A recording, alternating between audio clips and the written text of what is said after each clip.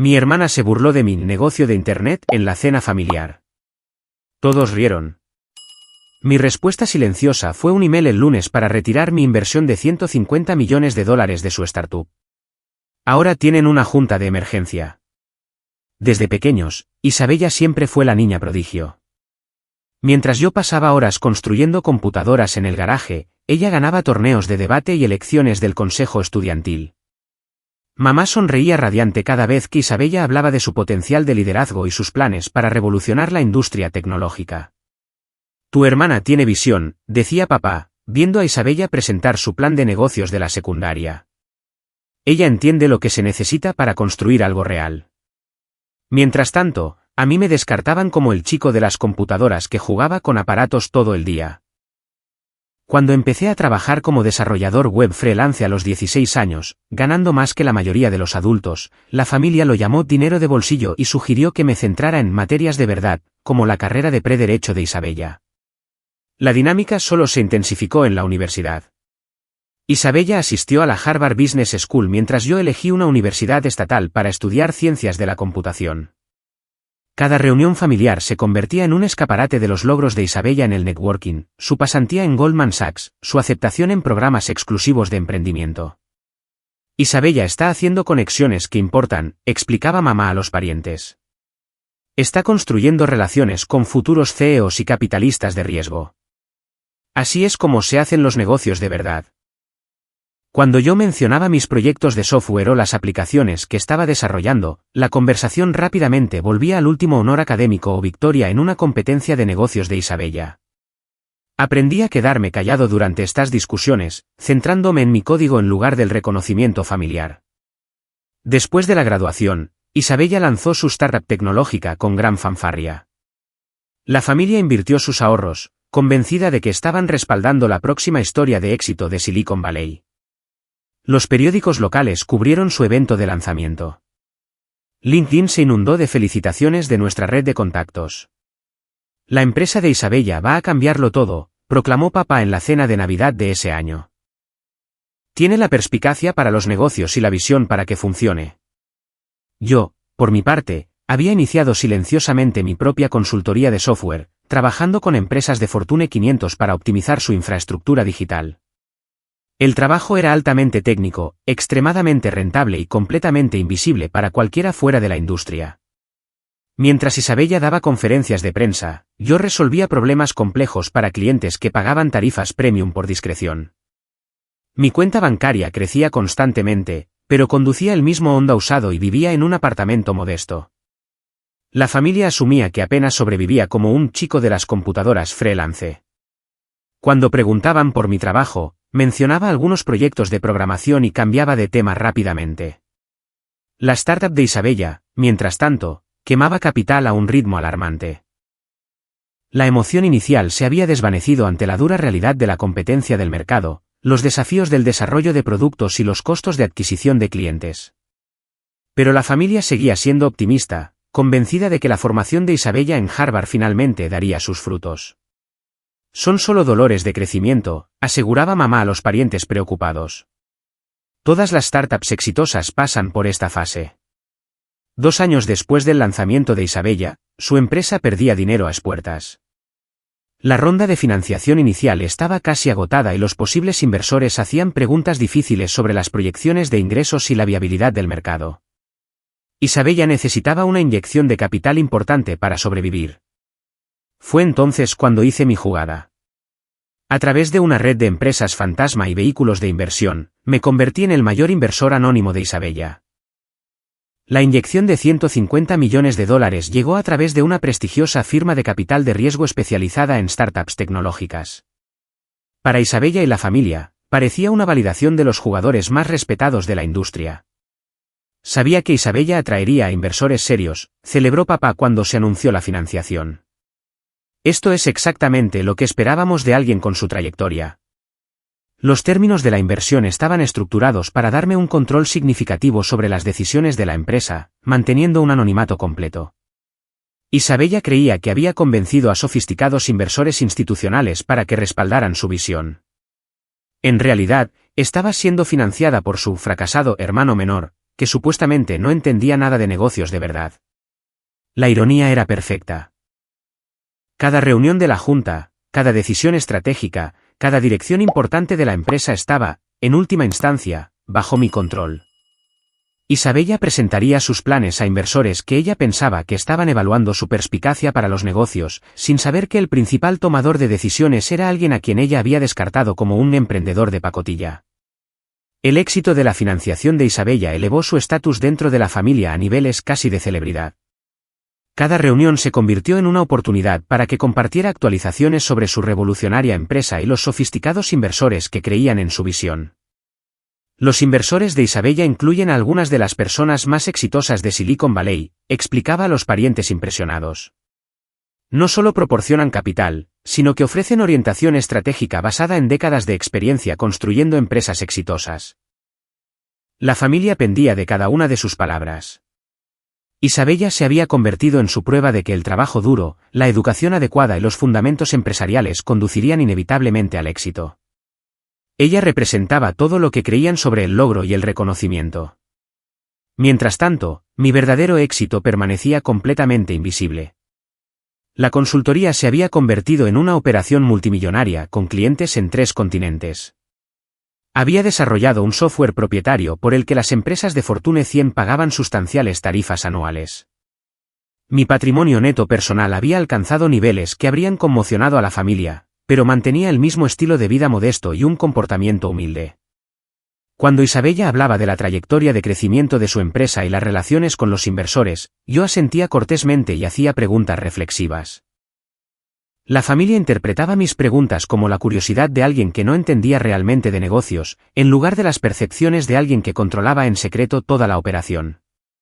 Es bueno que te intereses por el éxito de Isabella, me decía mamá en privado. Quizás puedas aprender algo sobre negocios de verdad viéndola trabajar con inversores profesionales. La reunión familiar que lo cambió todo ocurrió un domingo lluvioso de noviembre. Isabella había estado cada vez más estresada por el rendimiento de la empresa, aunque mantenía una fachada optimista para la familia. Los últimos trimestres habían mostrado resultados decepcionantes y la junta, es decir, yo a través de mis representantes, había estado haciendo preguntas difíciles sobre la dirección estratégica. Pero esa noche, Isabella estaba en modo de presentación total. Acababa de regresar de una conferencia donde había sido seleccionada como una estrella en ascenso en tecnología y había participado en un panel sobre mujeres emprendedoras. La familia estaba apropiadamente impresionada y ansiosa por escuchar detalles sobre su creciente reconocimiento en la industria. Las oportunidades de networking son increíbles, explicó Isabella, gesticulando con entusiasmo con su copa de vino.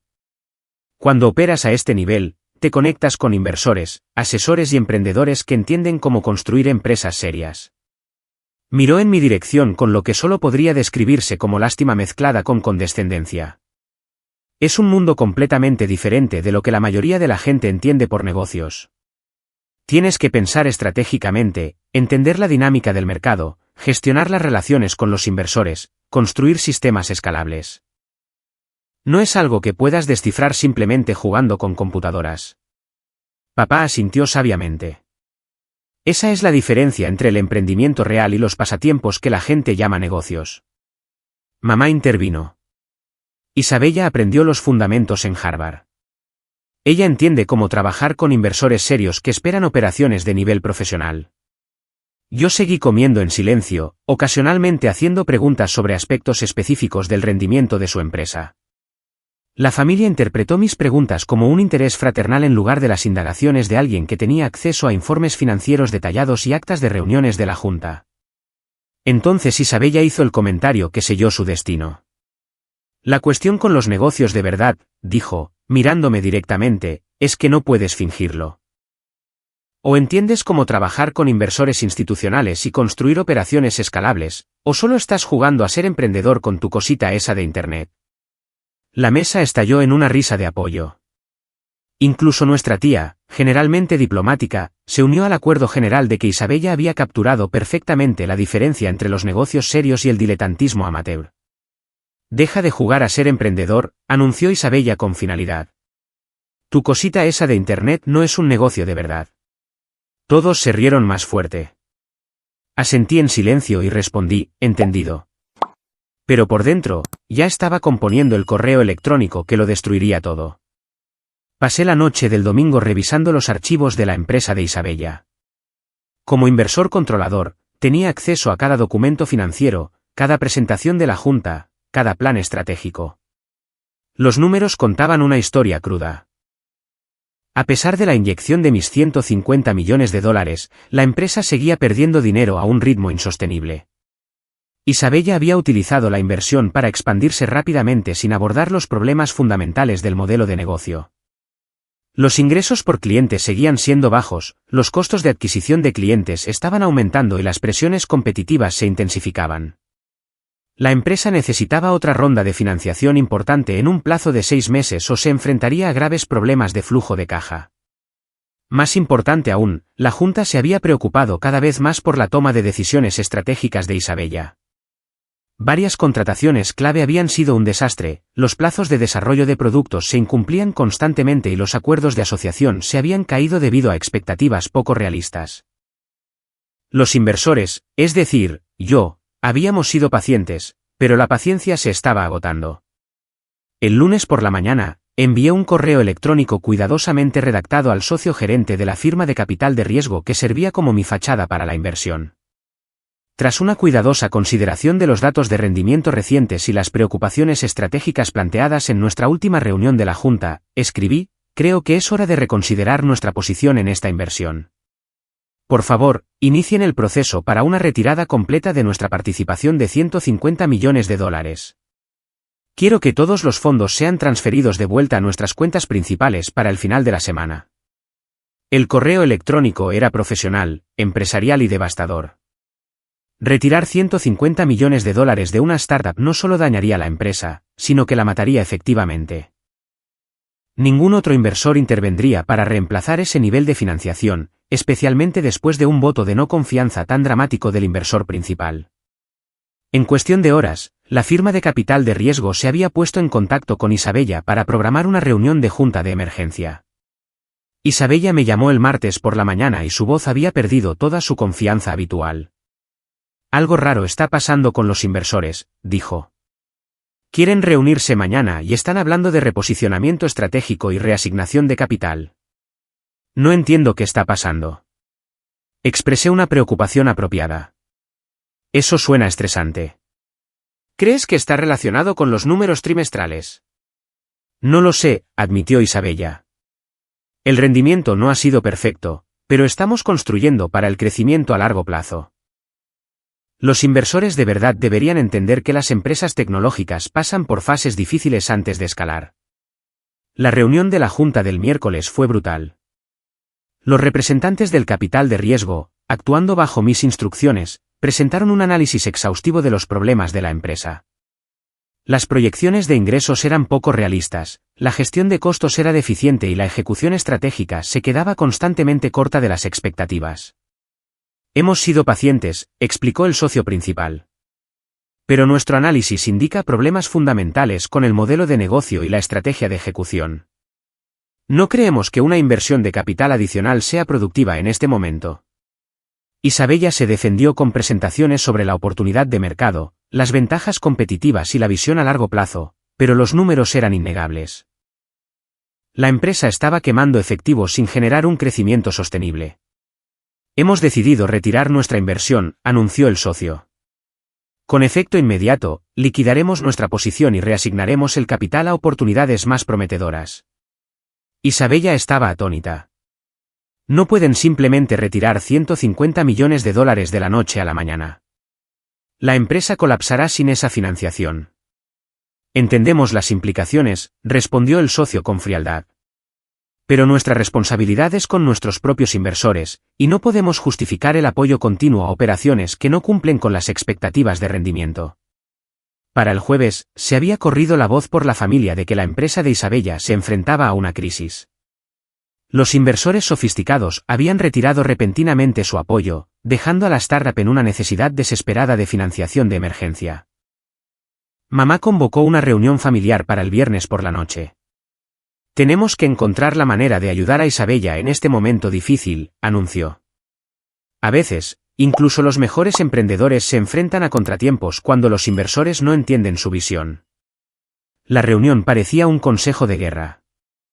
Isabella se sentó a la cabeza de la mesa, con aspecto agotado pero decidido. Había pasado la semana llamando frenéticamente a posibles inversores, tratando de encontrar a alguien que reemplazara la financiación retirada. Es solo un contratiempo temporal, insistió. Los inversores se asustaron por algunos problemas de rendimiento a corto plazo, pero el modelo de negocio fundamental es sólido. Solo necesito encontrar inversores que entiendan la creación de valor a largo plazo. Papá asintió en apoyo. Isabella construyó algo real. Los inversores adecuados lo reconocerán. Escuché en silencio mientras la familia discutía posibles soluciones. El tío Roberto sugirió usar sus conexiones de negocios. La tía Linda se ofreció a contactar a su red de amigos adinerados. Mamá y papá hablaron de liquidar sus ahorros para la jubilación para proporcionar financiación puente. La desesperación era palpable. La empresa de Isabella se había vuelto central para la identidad y la planificación financiera de la familia. Todos habían asumido que su éxito era inevitable, que su formación en Harvard y su enfoque profesional conducirían naturalmente a enormes rendimientos. Lo que necesitamos, dijo Isabella, mirando alrededor de la mesa, es alguien con dinero de verdad que entienda la industria tecnológica. Alguien que pueda extender un cheque por 50 o 100 millones de dólares sin pestañear. Me miró con una mezcla de frustración y lástima. Desafortunadamente, este tipo de inversión requiere un capital serio y experiencia en la industria. No es algo que puedas descifrar simplemente jugando con computadoras. Había planeado dejar que la empresa de Isabella fracasara en silencio. La inversión retirada la obligaría a encontrar nueva financiación, lo que sería casi imposible dadas las circunstancias, o a cerrar operaciones. Sería una lección limpia y profesional sobre la realidad empresarial. Pero su continua condescendencia me hizo cambiar de opinión. De hecho, dije en voz baja, quizás pueda ayudar. La mesa se quedó en silencio. Todos se giraron para mirarme con expresiones que iban desde la confusión hasta el escepticismo cortés. Quiero decir, sé que necesitan inversores sofisticados, continué, pero en realidad he estado siguiendo su empresa bastante de cerca. Tengo algunas ideas sobre lo que podría funcionar. Isabella logró una sonrisa condescendiente. Es muy amable de tu parte ofrecerte, Mateo, pero esto realmente requiere gente que entienda de inversión institucional y valoraciones de empresas tecnológicas. Es increíblemente complejo. Entiendo, dije. Déjame hacer una llamada. Saqué mi teléfono y marqué la línea directa de mi principal asesor de inversiones en Goldman Sachs. Hola, David, dije cuando contestó. Necesito discutir la liquidación de algunas posiciones para liberar capital para una oportunidad de inversión directa. La familia me miraba con creciente confusión. Isabella parecía estar viendo a alguien tener un colapso mental. Sí, estoy considerando invertir directamente en una startup tecnológica, continué. Algo en el rango de los 150 millones de dólares. ¿Puedes explicarme la estructura para ese tipo de posición de capital directa? La voz de David fue lo suficientemente clara como para que la mesa escuchara su respuesta. Por supuesto, señor Ramírez. Dado el tamaño de su cartera, una inversión directa de 150 millones de dólares representaría aproximadamente el 8% de sus tenencias actuales. Podemos estructurarlo como una compra de acciones directa o como acciones preferentes convertibles, dependiendo de sus objetivos estratégicos. La habitación quedó en silencio absoluto. Además, añadí, quiero discutir mi posición existente en Techflow Nevations. Creo que actualmente soy el accionista mayoritario a través del vehículo de Meridian Capital. ¿Correcto? Es correcto, confirmó David. Su inversión de 150 millones de dólares a través de Meridian le da el control mayoritario en Techflow. Ha sido el principal tomador de decisiones en todos los asuntos estratégicos importantes. Miré directamente a Isabella, cuyo rostro se había puesto completamente pálido. David, dije, me gustaría programar una reunión de la Junta para el lunes. Creo que es hora de que asuma un papel más directo en la gestión de la empresa. El silencio que siguió duró casi un minuto entero. Isabella me miraba como si acabara de anunciar que en realidad era un extraterrestre. Mamá y papá parecían estar tratando de procesar información que no encajaba en ninguna categoría que entendieran. Finalmente, Isabella encontró su voz. Eso no es posible. Le pasé mi teléfono, que todavía estaba conectado con David en Goldman Sachs. ¿Te gustaría preguntarle sobre la estructura de la inversión? Isabella tomó el teléfono con manos temblorosas. Soy Isabella Ramírez de Techfloor Nevaschens. ¿Puede confirmar lo que acaba de decir sobre las posiciones de inversión? La respuesta de David fue paciente y profesional. El señor Ramírez ha sido el principal inversor de Techfloor desde su ronda de financiación de Serie A. Su inversión de $150 millones se estructuró a través de nuestro vehículo Meridian Capital para mantener el anonimato, pero siempre ha tenido el control mayoritario de su empresa. Ha estado recibiendo informes trimestrales detallados y tiene la autoridad de aprobación final en todas las decisiones estratégicas importantes. Isabella colgó el teléfono y me miró con una mezcla de shock, confusión y un horror que empezaba a aflorar. Tú eres el inversor, susurró. Soy el inversor, confirmé. Has estado controlando mi empresa durante 2 años. He estado proporcionando capital y supervisión estratégica. Sí.